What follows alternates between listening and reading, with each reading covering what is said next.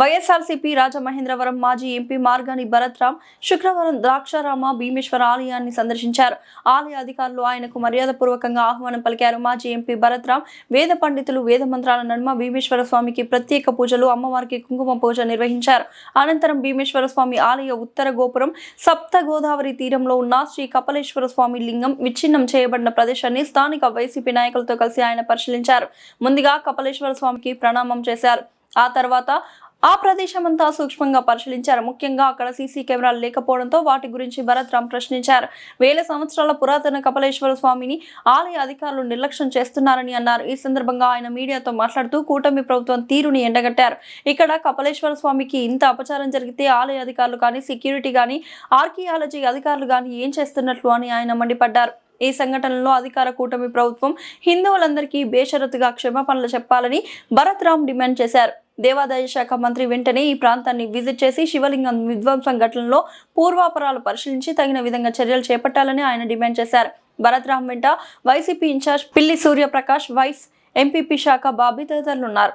అష్టాదశ పీఠాల్లో ఒక అమ్మవారు, అదేవిధంగా పంచారామాల్లో ఎంతో విశిష్టమైన శివలింగము, ఇక్కడ సంబంధించి ద్రాక్షారామ క్షేత్రంలో మరి ఎంత పెద్ద అపచారం జరిగిందని అంటే, ఇక్కడ కపాలేశ్వర స్వామి ఒక విగ్రహం అంటే శివలింగం, ఆ శివలింగాన్ని ధ్వంసం చేసిన ఘటన 2 రోజుల క్రితము మరి ఎవరు చేశారో ఏం చేశారో అనేది ఇంకా పూర్తి స్థాయిగా ఇంకా ఎవరి దగ్గరికి కూడా ఇన్ఫర్మేషన్ లేదు. అయినప్పటికీ కూడా ఇవాళ ప్రజలందరినీ కూడా ఒకటి గమనించమని కోరుతా ఉన్నాం. ఇవాళ ఈ కూటమి ప్రభుత్వం వచ్చిన తర్వాత ఈ దేవాలయాలపైన హిందువుల యొక్క మనోభావాలపైన ఏ రకంగా దెబ్బతీసే విధంగా ఈ కూటమి ప్రభుత్వం చేస్తూ ఉన్నారనేది ఒకసారి గమనించమని కోరుతా ఉన్నాం. ఎందుచేతనంటే ఇక్కడ కపాలేశ్వరుడు స్వామి అంటే ఎన్నో వేల సంవత్సరాల చరిత్ర ఉంది. వేల సంవత్సరాల చరిత్ర, ఇప్పుడు ద్రాక్షారామంకి ఎన్ని వేల సంవత్సరాల చరిత్ర అయితే ఉందో అన్ని వేల లింగానికి ఉంది. మరి అన్ని వేల సంవత్సరాల చరిత్ర కలిగిన ఈ లింగాన్ని ధ్వంసం చేసిన ఘటన మరి ఈ యొక్క ఆర్కియాలజీ డిపార్ట్మెంట్ కంట్రోల్లో ఉంటుంది, అంటే గవర్నమెంట్ ఆఫ్ ఇండియా కంట్రోల్లో ఉంటుంది. హిందువులకి టార్చ్ బేరర్ లేకపోతే ఛాంపియన్స్ అని చెప్పుకుంటున్న బీజేపీ వారు ఇందులో ఎందుకు ఇంటర్వ్యూన్ కావట్లేదు? ఎందుకంటే వేల సంవత్సరాల చరిత్ర ఉంది ఈ యొక్క శివలింగానికి. ఏదో నిన్నో మొన్నో ప్రతిష్ఠించింది కూడా కాదు. మరి ఎప్పుడో దేవతామూర్తులు పూర్వకాలంలో ప్రతిష్ఠించారనేది ఎప్పటి నుంచో చెప్తా ఉన్నారు. మరి అలాంటి లింగానికి ఇక్కడ అపచారం జరిగినప్పుడు ఇప్పుడు గవర్నమెంట్ ఏం చేస్తూ ఉంది, ఎవరిపైన చర్యలు తీసుకుంది? గతంలో శ్రీకాకుళంలో శ్రీరామపాద క్షేత్రంలో అక్కడ శివలింగాన్ని ఎవరో ధ్వంసం చేశారని ఈ తెలుగుదేశం పార్టీ ఎంత రాజకీయం చేశారండి అప్పుడు? అంటే మేము ఇప్పుడు రాజకీయాలు చేస్తున్నామని మేము మాట్లాడట్లా, కాకపోతే ఒకసారి గుర్తుకు చేస్తున్నాను, ఎంత రాజకీయాలు చేశారు. అంతర్వేదిలో అక్కడ రథ ధ్వంసం జరిగింది, దాన్ని రాజకీయం చేశారు.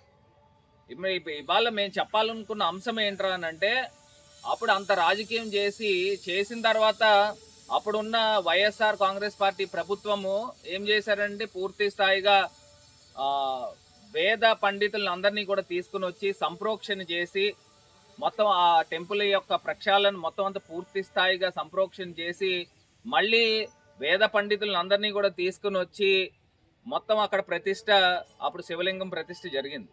మరి ఇవాళ ఏం చేస్తూ ఉన్నారు? ఎవరో దుండగులు వచ్చి ఇది ధ్వంసం చేశారు.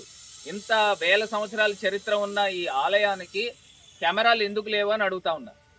పెట్టుకోవాలి కదా సీసీ కెమెరాలు పూర్తి స్థాయిగా. మళ్ళీ సెక్యూరిటీ కూడా పూర్తి స్థాయిగా లేదు.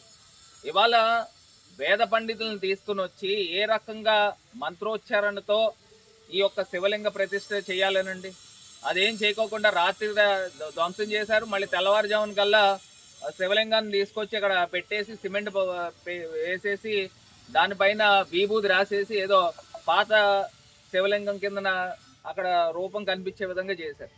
అంటే వీళ్ళకి హిందువుల మనోభావాలపైన ఏ రకమైన సంబంధం లేదు. ముందర ఏదో రకంగా ఏదో ఒక విగ్రహం తీసుకొచ్చి ఏదో లింగం తీసుకొచ్చి పెట్టేసి, అది కూడా రాజమండ్రి దగ్గర ఉన్న కాతేరు దగ్గర లింగం కొన్నారని చెప్తా ఉన్నారు. అది తీసుకుని వచ్చి ఇక్కడ పెట్టేశారండి. అంటే వీళ్ళకి ఏ రకమైన నియమ నిబంధనలు లేవు.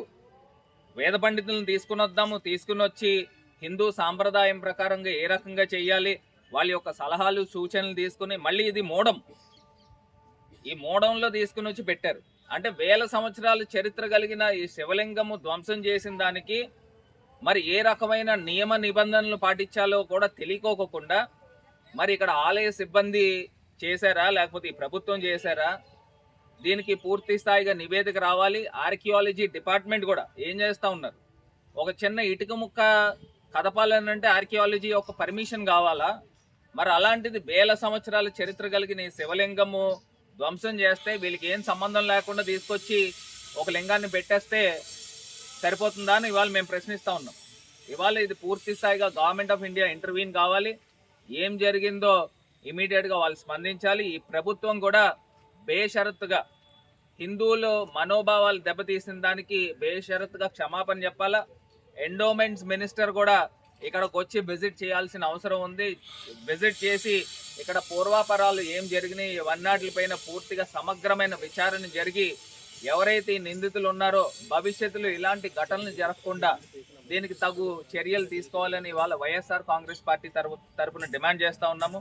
మరి ఇక్కడ స్థానికంగా పిల్లి సుభాష్ చంద్రబోస్ గారి నియోజకవర్గము, మరి పిల్లి సుభాష్ చంద్రబోస్ గారు మంత్రిగా వైఎస్ఆర్ కాంగ్రెస్ పార్టీ హిందువుల మనోభావాలు తీసే వాళ్ళని శిక్షించే విధంగా మేము ఇవాళ డిమాండ్ చేస్తూ ఉన్నాము. ఈ ప్రభుత్వానికి బుద్ధి వచ్చే విధంగా ప్రభుత్వం బేషరతుగా క్షమాపణ చెప్పి ఈ ఘటనను ఎవరు చేశారు దీని పూర్వాపరాలు వెలికి తీయాల్సిన అవసరం ఈ ప్రభుత్వం పైన ఉంది. ఇమ్మీడియట్గా ఎండోమెంట్స్ మినిస్టర్ ఇక్కడ ద్రాక్షారామం వచ్చి టెంపుల్ విజిట్ చేసి దీని యొక్క పూర్వాపరాలు తెలుసుకోవాల్సిందిగా డిమాండ్ చేస్తాం.